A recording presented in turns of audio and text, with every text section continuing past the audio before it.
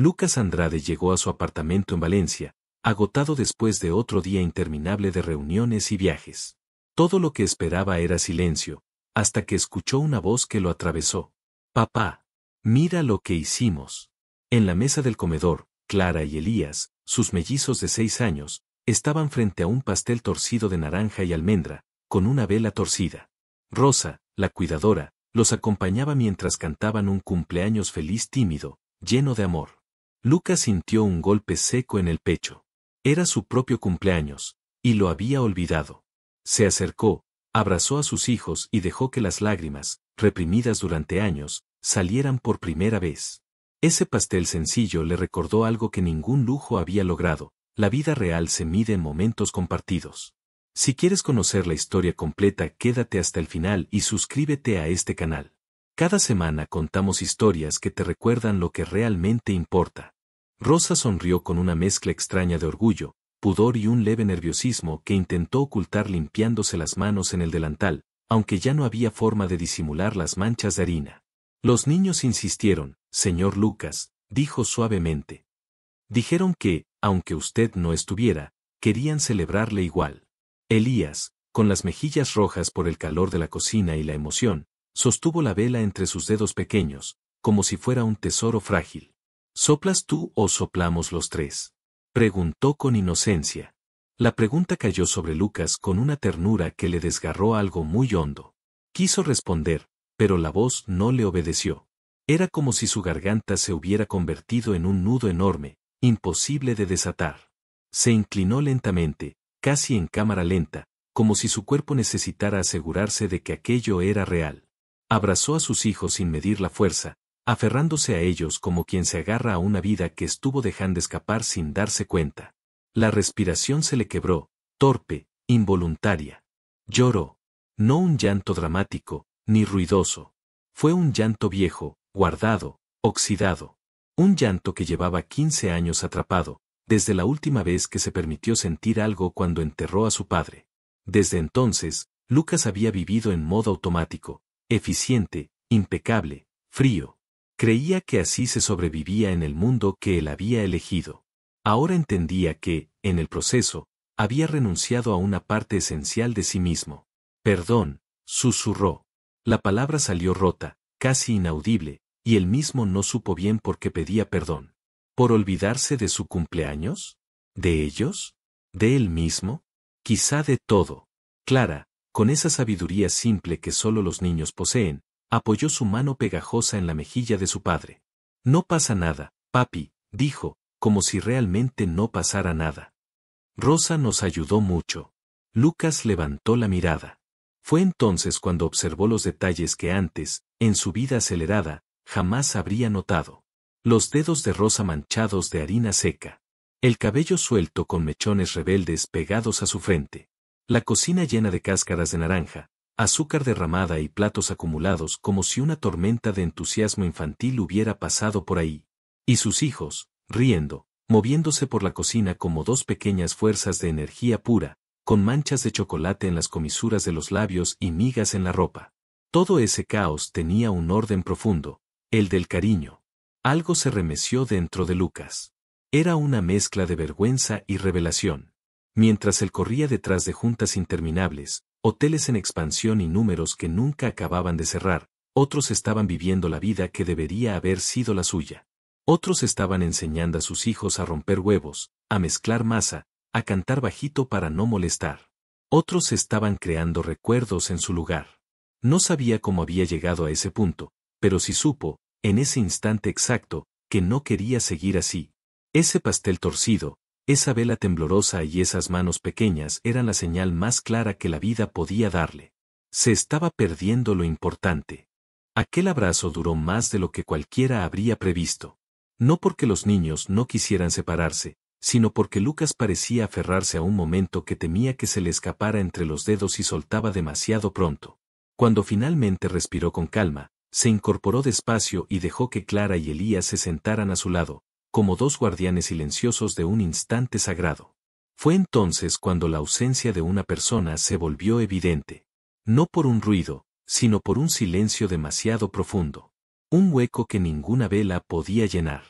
Rosa se movió con la discreción de quien conoce su lugar, pero también con el tacto de quien sabe que algo está incompleto. Retiró algunos platos, ordenó un poco el desastre, pero sin romper la fragilidad del momento. Lucas se pasó una mano por la cara, secándose las lágrimas con torpeza. Intentó recuperar su postura habitual, esa compostura de empresario que siempre parecía tener un plan, incluso cuando no lo tenía. Pero allí, frente a ese pastel improvisado y ese par de sonrisas sinceras, no había estrategia que sirviera. ¿Y, mamá? Preguntó de pronto Elías, con esa manera directa que solo los niños se permiten. La pregunta cayó como un golpe seco. Clara bajó la mirada, y Lucas sintió que el aire volvía a ponerse pesado. No era la primera vez que los niños mencionaban a Irene, pero por alguna razón, en ese escenario íntimo, su nombre dolió más. Rosa tomó aire sin querer hacerlo evidente. La chica conocía la situación mejor de lo que Lucas imaginaba. Había sido testigo de llamadas breves, mensajes vagos, silencios demasiado largos. Y, sobre todo, de dos niños que habían aprendido a no preguntar demasiado para evitar decepciones. Mamá dijo que volvería pronto, contestó Lucas con voz suave, tratando de que sonara convincente. Aunque ni él mismo sabía si era cierto. Clara levantó la cabeza, la mirada transparente. ¿Crees que habría cantado con nosotros? La pregunta lo dejó desarmado. No sabía qué responder sin mentir. Pero tampoco quería ocultarse detrás de frases vacías. Antes de que pudiera abrir la boca, Rosa intervino con un tono cálido y firme. Lo importante es que ustedes quisieron celebrar. Y que su papá está aquí ahora. Los niños asintieron, y aunque la respuesta no borraba la sombra de Irene, sí devolvía un poco de luz a la habitación. Lucas miró a Rosa, agradecido. Había algo en su forma de hablar, en esa paciencia sin pretensión, que sostenía la casa de una manera que él no había sabido sostener. Mientras Rosa limpiaba una gota de glaseado de la mesa, Lucas observó con atención la escena completa, la cocina todavía caótica, los restos del esfuerzo infantil, el olor dulce de la mezcla de naranja y almendra, y la cuidadora moviéndose entre todo aquello con una delicadeza natural. Era como si ella fuera la pieza que faltaba para que todo cobrara sentido. Y sin embargo, Irene seguía siendo un fantasma en esa mesa. Un fantasma elegante, distante, preocupado por su mundo y ajeno a lo que ocurría en el hogar que había dejado atrás. No había discusiones, ni reproches, ni escenas dramáticas. Solo un abandono suave, casi educado, que dolía más precisamente porque no hacía ruido. Lucas inspiró hondo. Por primera vez en mucho tiempo, tomó conciencia de una verdad que llevaba esquivando durante años. Su familia ya estaba rota. Solo que él aún no lo había querido aceptar. Clara tomó su mano. Elías se apoyó en su hombro. Y allí, entre las migas del pastel, Lucas comprendió que no podía seguir ignorando lo que faltaba. Algo tenía que cambiar. Y sería pronto. Esa noche, después de que los niños se durmieran y Rosa se retirara a su habitación, Lucas se quedó solo en la cocina. No encendió la luz, dejó que la claridad tenue del pasillo iluminara apenas el desastre dulce que habían dejado atrás. El pastel, ya medio cortado, aún desprendía un aroma tibio a naranja. El mantel tenía manchas de cacao, y en el asiento de Clara había un pequeño dibujo hecho con rotuladores, una familia sosteniendo un pastel torcido. 3 personas. No 4. Lucas apoyó las manos en la encimera y se quedó mirando el dibujo en silencio. Le dolió más que cualquier reunión fallida o negocio perdido. Ese papel inocente hablaba una verdad que sus hijos jamás dirían en voz alta, ya no esperaban a Irene. Ya no dibujaban a su madre en los momentos importantes. La realidad se había hecho hueco, sin escándalo, como una planta que crece entre las grietas cuando nadie la ve. Cerró los ojos. Por primera vez en mucho tiempo, no pensó en hoteles, inversiones o clientes. Pensó en Elías, preguntando si iban a soplar los 3. Pensó en Clara limpiándole las lágrimas sin entender por qué lloraba. Pensó en Rosa, con harina en las mejillas, salvando un cumpleaños que él había olvidado. Al día siguiente, Lucas se levantó antes de que sonara el despertador. Bajó al salón y vio a los niños durmiendo en el sofá, envueltos en una manta, porque se habían quedado viendo la tele con Rosa hasta tarde. La cuidadora dormía sentada, con la cabeza recargada en un cojín y un libro abierto sobre el regazo. Esa imagen sencilla, un hogar improvisado dentro de un hogar que nunca terminaba de serlo, le dio la claridad que le había faltado durante años. Tomó su móvil. Respiró. Y llamó a su asistente. Rocío, cancela todo lo de esta semana. Todo, dijo con una firmeza que sorprendió incluso a él mismo. Hubo un silencio incrédulo al otro lado. ¿Todo, señor Andrade? Todo. Y por favor, no reagendes nada todavía. Cuando colgó, Lucas esperó sentir miedo, ansiedad, culpa. Esas emociones eran parte habitual de él cuando no trabajaba. Pero lo que sintió fue una calma extraña, como si acabara de recuperar un terreno que llevaba años prestando a otra persona. A las 8 de la mañana preparó el desayuno él mismo. Lo intentó, al menos. Los huevos se quemaron un poco, el zumo quedó tibio y el pan se tostó más de lo necesario.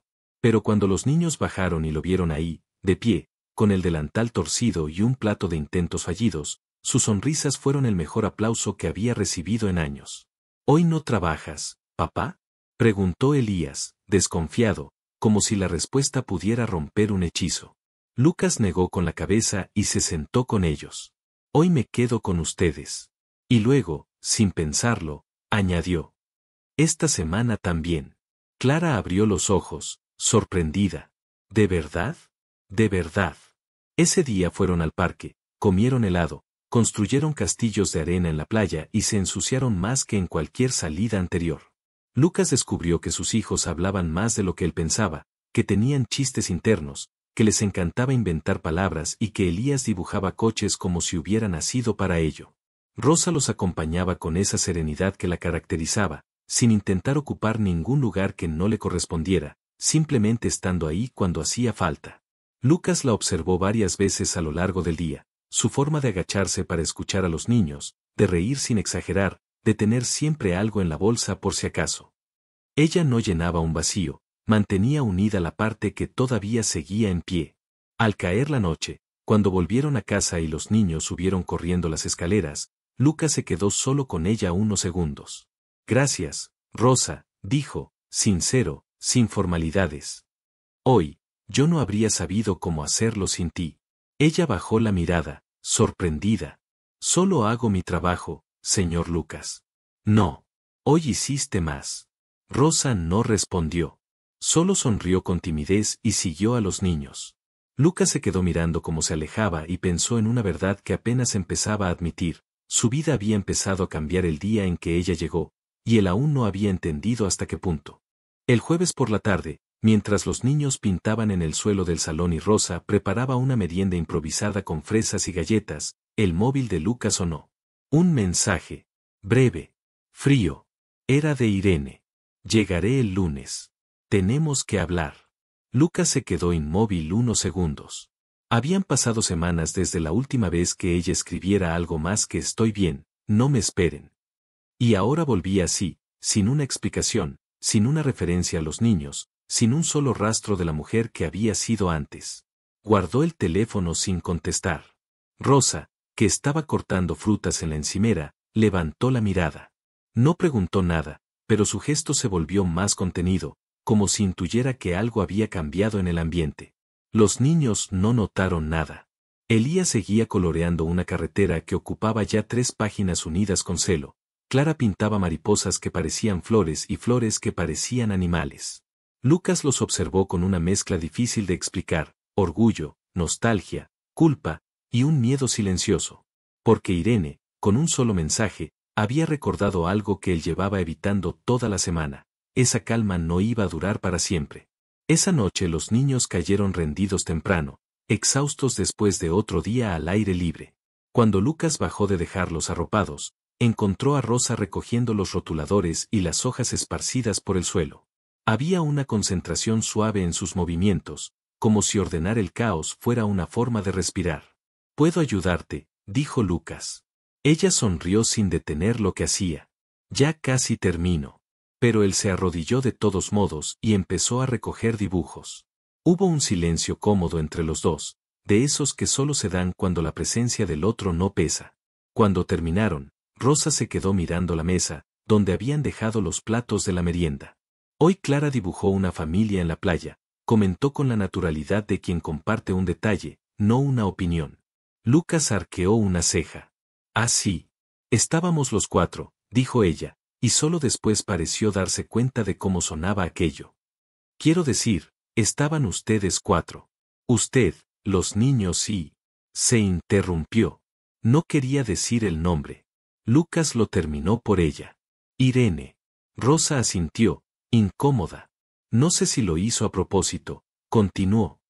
Solo, creo que la recuerda más de lo que aparenta. Lucas apoyó la espalda en el borde del sofá. Yo también la recuerdo más de lo que admito. Rosa lo miró, pero no con lástima, con algo más cercano a comprensión. Un gesto suave, honesto, que lo desarmó. A veces, dijo ella, los niños esperan que los adultos vuelvan antes de que nosotros mismos lo creamos posible. Lucas respiró hondo. Sabía que ella intentaba decirle algo sin decirlo. Irene era una ausencia que aún no tenía forma definida. Llegará el lunes, soltó él de pronto, sin saber por qué se lo confesaba. Rosa se quedó quieta. ¿Ella? Sí. Me escribió hoy. Hubo un segundo de silencio en el que ambos parecieron medir sus palabras. Entiendo, respondió Rosa finalmente, con una serenidad que no coincidía con la leve tensión en sus hombros. Será importante para los niños. Lucas asintió. Sí, para ellos. No añadió para mí, porque no estaba seguro de que fuera verdad. Más tarde, cuando subió a su habitación, encontró la cama deshecha y las maletas abiertas, como un recordatorio silencioso de que sus días estaban hechos de idas y venidas. De puertas entreabiertas. De lugares a los que nunca terminaba de pertenecer. Se sentó en el borde de la cama. El mensaje de Irene seguía ardiendo en su mente. Tenemos que hablar. No sonaba a regreso. No sonaba a familia. Sonaba a cierre. Y por primera vez, Lucas entendió que quizá lo que venía no era una explicación, sino una ruptura que llevaba demasiado tiempo atrasada. Mientras apagaba la luz, pensó en Rosa, en cómo le había temblado apenas la voz cuando dijo será importante para los niños.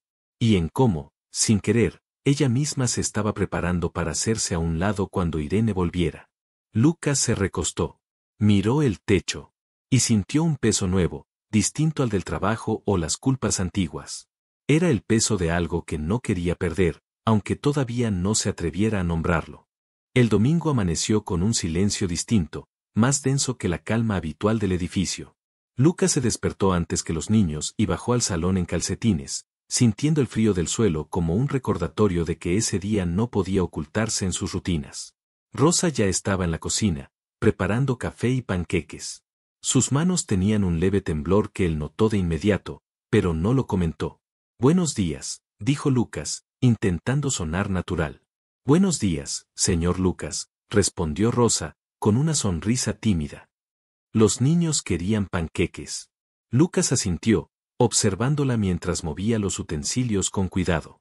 Había algo en ella que mantenía la casa en equilibrio, una calma silenciosa que él no podía generar.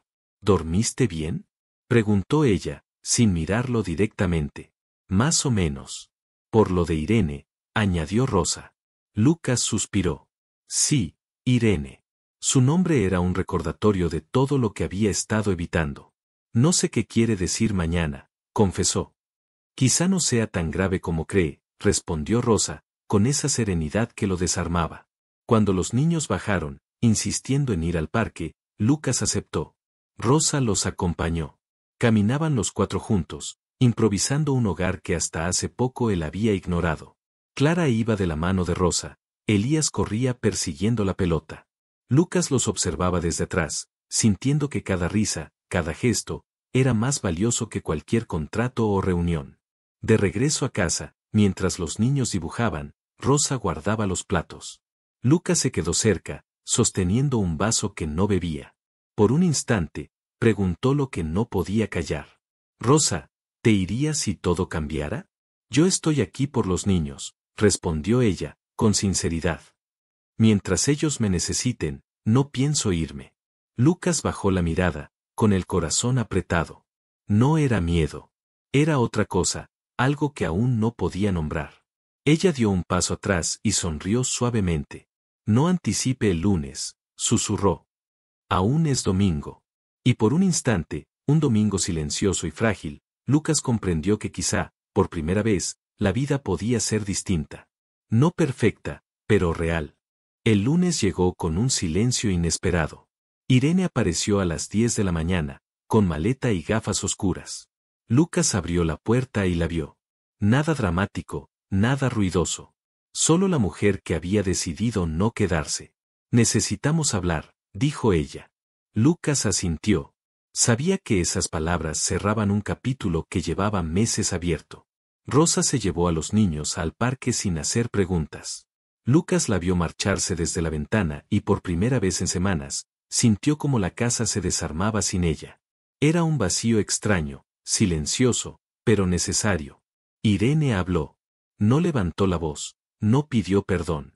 Solo explicó que necesitaba vivir su vida lejos del hogar que compartieron. Que no podía quedarse. Que los niños, decía, serían su prioridad. No vine a recuperar nada, finalizó. Solo quiero que lo hablemos por ellos. Lucas no discutió. No rogó. Solo dejó que sus palabras fluyeran sin resistencia. Parte de él ya había hecho duelo, otra parte se deshizo sin ruido. Cuando Irene recogió sus cosas y se fue, cerró la puerta con un clic suave, pero ese sonido marcó un antes y un después. Cuando Rosa regresó con Clara y Elías, encontró a Lucas sentado en la mesa, mirando al vacío. ¿Dónde está mamá?, preguntó Clara. Se fue, cariño, respondió él.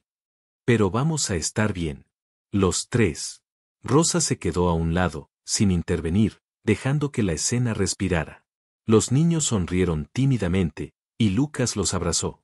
Por primera vez, sintió que podía empezar de nuevo.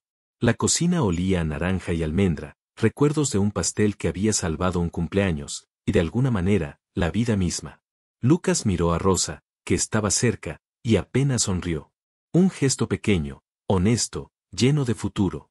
No había lujo, ni promesas grandiosas. Solo presencia, cariño y un hogar que, poco a poco, se reconstruía. Y así, con las piezas que realmente importaban en su lugar, Lucas comprendió la lección más importante: los gestos pequeños pueden cambiarlo todo. Que la vida no se mide en dinero, sino en tiempo compartido y amor genuino. Si esta historia te tocó el corazón, suscríbete ahora mismo.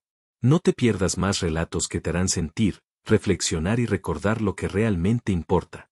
Suscríbete y acompáñanos en la próxima historia.